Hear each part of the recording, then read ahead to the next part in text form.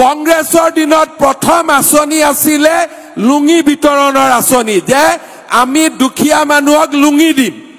কংগ্ৰেছৰ দিনত দ্বিতীয় আঁচনি আছিলে আমি ধুতি দিম কংগ্ৰেছৰ দিনত তৃতীয় আঁচনি আছিলে আমি খুটা দিম কংগ্ৰেছৰ দিনত চতুৰ্থ আঁচনি আছিলে আমি কম্বল দিম আৰু 5 নম্বৰ আঁচনি আছিলে আমি আঠুৱা দিম